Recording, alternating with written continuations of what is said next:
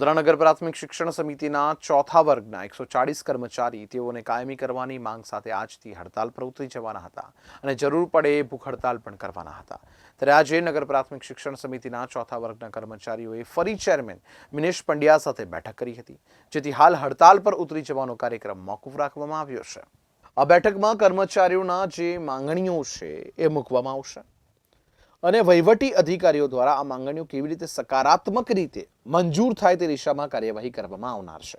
Chairman Minesh Pandya સાથે આજે એક બેઠક કરવામાં આવી હતી અને તેમણે કહ્યું તેમની માંગણીઓ વ્યાજબી છે અને કોર્ટમાં કેસ ચાલતો હોવાથી વધુ સમય ન બગડે અને તેઓની જે માંગણીઓ છે જે વહીવટી અધિકારીઓ સાથે ચર્ચા કરી નિરાકરણ લાવવા માટેની વાત તેમણે કરી હતી। અને ચોથા વર્ગના કર્મચારી સંઘ દ્વારા આજથી આંદોલન કરવામાં આવનાર હતું। હવે જોવાનું એ રહ્યું કે 2 દિવસ બાદ જે બેઠક થનાર છે એમાં શું પરિણામ આવે છે। ત્યારબાદ ચોથા વર્ગના કર્મચારી સંઘના નિલેશ રાજ આગામી આંદોલનનું રણશીંગુ ફૂંકશે। નગર પ્રાથમિક શિક્ષણ સમિતિના ચોથા વર્ગના કર્મચારીને કાયમી કરવાના પ્રશ્ન અંગે 2 કે 3 દિવસ ઉપર શિક્ષણ સમિતિમાં ચેરમેનશ્રી, વાઇસ ચેરમેનશ્રી, શાસનાધિકારી, કોર્પોરેશનના અધિકારી, રાજ્ય સરકાર, કેન્દ્ર સરકારના જે પદાધિકારીઓ છે એ લોકોને એક આવેદનપત્ર આપેલું અને અમારા પ્રશ્ન અંગે કોઈ નિરાકરણ નહીં આવે તો આજથી એટલે 2/3/2024થી અમે અચોક્કસ મુદ્દતની હડતાલ પર જવાના હતા। પણ ગઈકાલ સાંજે અને આજે ચેરમેન, વાઇસ ચેરમેનશ્રી અને તમામ સભ્યશ્રીઓ અને શાસનાધિકારીશ્રી એમની સાથે અમારા સંઘના સભ્યો સાથે એક સંયુક્ત મિટિંગ કરવામાં આવી હમણાં। અને જે ચેરમેનશ્રી, વાઇસ ચેરમેન છે અને સમગ્ર બોર્ડ છે એમણે કોર્પોરેશનના જે પદાધિકારીઓ છે, મેયર હોય, ડેપ્યુટી મેયર હોય, કમિશનર હોય અને ચેરમેનશ્રી હોય સ્ટેન્ડિંગ કમિટીના, એમની સાથે એક સંયુક્ત બેઠક કરવામાં આવશે અને આ જે એક પ્રશ્ન છે એની ચર્ચા વિચારણા કરવામાં આવશે અને કેવી રીતે એનું નિરાકરણ આવે એની ચર્ચા કરવામાં આવશે અને 2-3 દિવસનો એમને ટાઈમ આપ્યો છે। પરંતુ 2-3 દિવસની અંદર જો આ સંયુક્ત મિટિંગના બેઠક નહીં થાય તો અમે જે હડતાલનું અલ્ટિમેટ આપ્યું છે એ પછી અમારી હડતાલ એ કન્ટિન્યુ રહેશે। નિલેશભાઈ, લેબર કોર્ટમાં બી તમે આ કેસ જીતીને આવ્યા છો, તો આ વિલંબ કેમ થઈ રહ્યો છે? 392માં 1 વર્ષનો પ્રોબેશન પીરિયડ આપ્યા બાદ 2000ની સાલમાં હાઈકોર્ટમાં ગયા। 2012માં હાઈકોર્ટે એવું કહ્યું કે તમે લેબર કોર્ટમાં જાઓ। પછી 2013માં લેબર કોર્ટમાં કેસ ચાલુ થયો।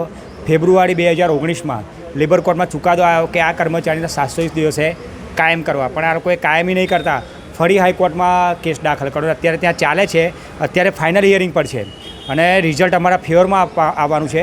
પણ ત્યાં ફાઇનલ હિયરિંગમાં હાઈકોર્ટના નિયમો એવું હોય છે ને કે સમય જાય એવું છે અને હવે 1992માં 570 કર્મચારી હતા, હાલ ફક્ત 140 કર્મચારી રહ્યા છે અને આ વર્ષે 28 કર્મચારી નિવૃત્ત રહેવાના છે। તો અમારું એક આ લોકો પાસે માંગણીને એવું હતું કે ભાઈ જેટલું બને એટલું અમને સમાધાનની પ્રક્રિયામાં પતતું હોય તો હાલ જે નિવૃત્ત થયેલા કર્મચારી છે, જે નોકરી કરે છે, એમને ઓછા પગારમાં ઘર નથી ચાલતું, તો લોકોનું જીવન ધોરણ સુધરે એ રીતે તમે ડિસિઝન લો તો અમે જે હાઈકોર્ટમાં કેસ દાખલ કર્યો છે તમે કરો છે એ આપણે પરત લઈ લઈશું। નગર પ્રાથમિક શિક્ષણ સમિતિમાં 1992થી આ સફાઈ કર્મચારીઓની ભરતી થયેલી હતી અને એમને કાયમી કરવા માટેનું જે પ્રોસિજર હતું જે કોર્ટ મેટર ચાલી રહી છે। કોર્ટમાં વારંવાર અવારનવાર અલગ અલગ પ્રકારના ચુકાદાઓ આવ્યા પછી પણ આજે આજરોજ બી લોકો કાયમી થયા અને છેલ્લા 33 વર્ષથી નગર પ્રાથમિક શિક્ષણ સમિતિમાં સફાઈ કર્મચારીઓ પોતે નોકરી કરે છે। તે લોકોની એક માગણી હતી કેટલા ઘણા સમયથી કે ભાઈ અમને બી કોર્પોરેશનના જો કર્મચારીઓને જો કાયમી કરતા તો અમે બી વડોદરા મ્યુનિસિપલ કોર્પોરેશન સંચાલિત જ નગર પ્રાથમિક શિક્ષણ સમિતિના સફાઈ કર્મચારીઓ તો અમને કાયમી કેમ નહીં કરવા, વારંવાર એમની રજૂઆતો હતી। છેલ્લે એ લોકોએ 2 દિવસ પહેલાં જ એક આવેદનપત્ર આપીને બીજી તારીખથી એ લોકો ગાંધી ચિંધ્યા માર્ગ પર આંદોલન કરવાના હતા। તો મેં લોકોના અધિકારીઓને અને લોકોના સંઘના પ્રતિનિધિઓને બોલાવી સમિતિના તમામ સભ્યો, શાસન અધિકારી, વાઇસ જોડે મિટિંગ કરીને એમને એક આશ્વાસન આપેલું છે કે તમને 2 કે 3 દિવસમાં કોર્પોરેશનના પદાધિકારી, સમિતિના પદાધિકારી અને તમારા જે સફાઈ કર્મચારીના પદાધિકારીઓ એક જોઈન્ટ મિટિંગ કરી તમામ વસ્તુની વિગતવાર આપણે ચર્ચા કરીશું। કયા કારણસર કાયદેકીય ગુંચને કારણે કે વહીવટી ગુંચને કારણે પ્રક્રિયા લંબાઈ રહી છે એની સંપૂર્ણ માહિતી લઈને આની જોડે જોઈન્ટ મિટિંગ કરી અને એક સુખદ નિવડો આવ્યો અમે પ્રયત્ન કરીશું।